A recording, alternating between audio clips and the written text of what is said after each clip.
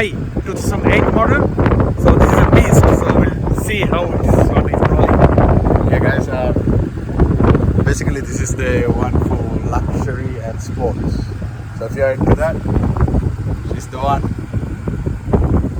Yeah, let's go for a ride and see.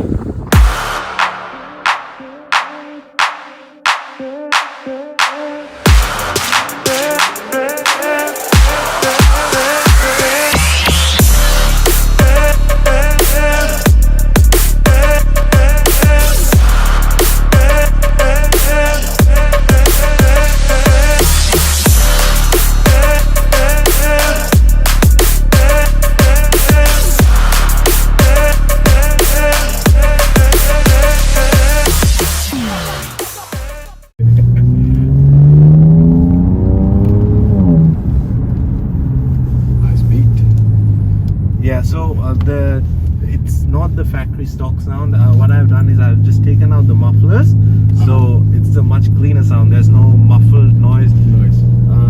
So there's two mufflers. I just took out the mufflers, and that's just stock exhaust system.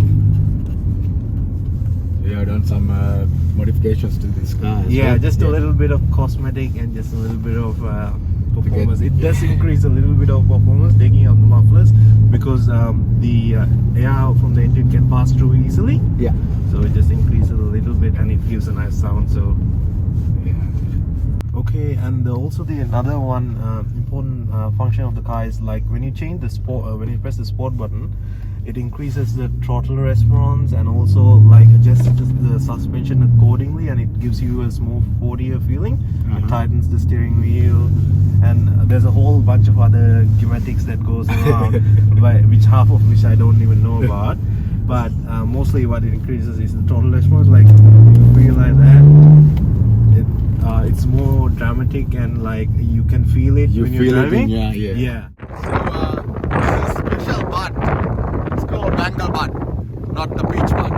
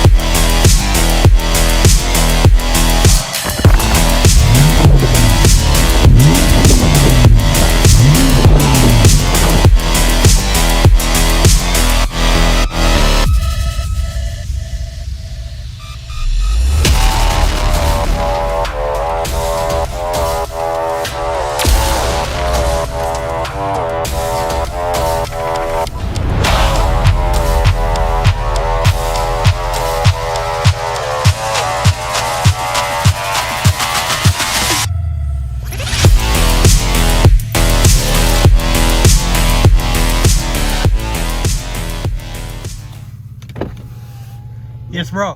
What's up? So, Dana, how do you feel about the car?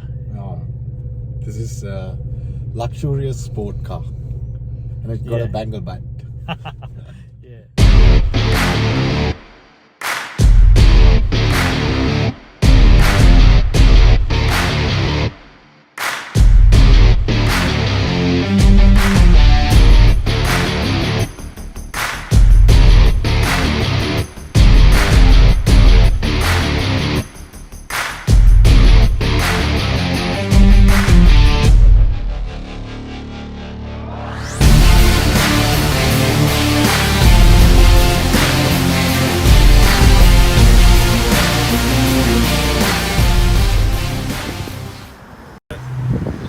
Hi Santosh, so he's the respective owner of this vehicle, so can you please tell me a little bit about this luxurious vehicle? Yeah, so I got this around 2.5 years ago, and this is a 630i, which is also a convertible as well, and it has a inline straight six engine, non-turbocharged, which is 3 liters, and also that's around 306 horsepower to the wheel, and around 290 pound-feet of torque. And So, would you please explain about the iDrive in this car? yeah, so this is the first version of the second version of the iDrive that came with the 2008-2010 models. Yeah. And so basically what you can do is, so the top part is communication, and that tells you who to contact if the car breaks down or something like that. And also it has the telephone and all that. If it's installed in the car, that will show up. Yeah. And this part is navigation, and you can navigate to wherever you want. But this has a very older version of the New Zealand map, so it doesn't really show much much detail of the new ones. And this side adjusts the climate control. So in this car there's a different air distribution system, so you can choose how much air is coming from the top. So if you go like that, so you see there's a top part, and then there's a middle part, and then there's also the lower where the AC comes onto the legs and everything. Okay. And this part is just the entertainment.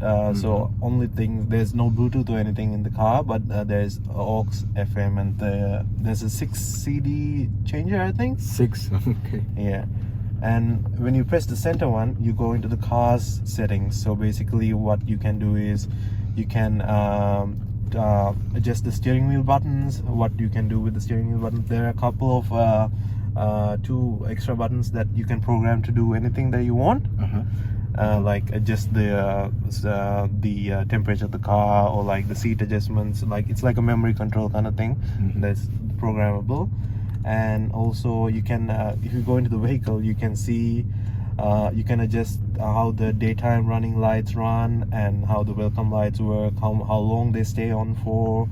And also you can see change the door locks and stuff, where when the car moves, the doors lock automatically and all that. And then there's also the flat tire monitor. It has a sensor in the tire that will monitor the air pressure and tell you when you need to pump air in. Okay, that's cool. And just the other things are like clock and date, and the language and units, all that thing.